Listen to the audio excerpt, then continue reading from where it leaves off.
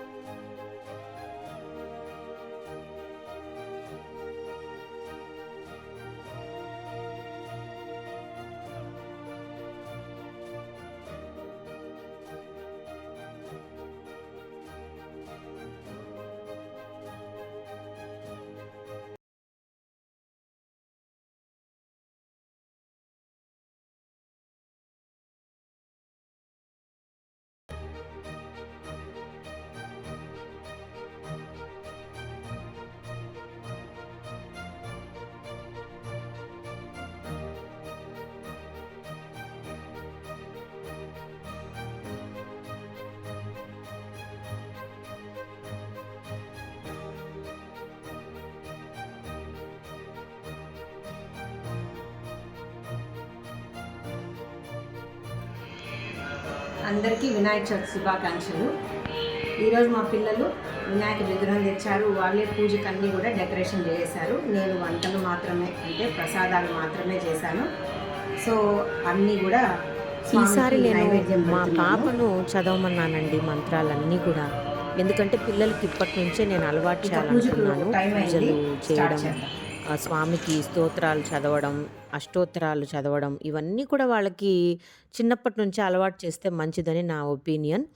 So అందరం హ్యాపీగా కూర్చొని స్వామికి దీపాలు వెలిగించి, నైవేద్యం పెట్టి, మంత్రాలు చదివి పూజ అయితే ఫినిష్ చేసుకున్నామండి. వినాయక చవితి అంటేనే పిల్లల పండుగ అండి. పిల్లలు ఎంత బాగా దేవుణ్ణి అలంకరించుకొని, పూజ చేసుకొని, మనస్ఫూర్తిగా బాగా చదువుకోవాలనో, ఫ్యూచర్ బ్రైట్‌గా ఉండాలనో మొక్కుంటారో నిజంగా ఆ స్వామి కనుకరిస్తాడు. కాబట్టి ప్రతి ఒక్కరు కూడా చిన్నపిల్లలు మొదలు అందరూ కూడా వినాయకుడిని మనస్ఫూర్తిగా పూజ చేసుకోవాలి. అలాగే నేను కూడా నా మనసులోని న్యాయమైన కోరికలన్నీ కూడా ఏ ఆటంకాలు లేకుండా త్వరగా జరగాలని మనస్ఫూర్తిగా స్వామిని కోరుకున్నాను. మీరందరూ కూడా మీ ఇంట్లో వినాయక చవితి చాలా బాగా జరుపుకొని ఉంటారని అనుకుంటున్నాను. అందరూ కూడా ఆయురారోగ్యాలతో, అష్టైశ్వర్యాలతో ఆనందంగా ఉండాలని మనస్ఫూర్తిగా ఆ దేవుణ్ణి కోరుకుంటూ ఈ వీడియోని ఇంతటితో ఎండ్ చేస్తున్నాను. మరొక మంచి వీడియోతో మళ్ళీ కలుస్తాను. అప్పటిదాకా నమస్తే.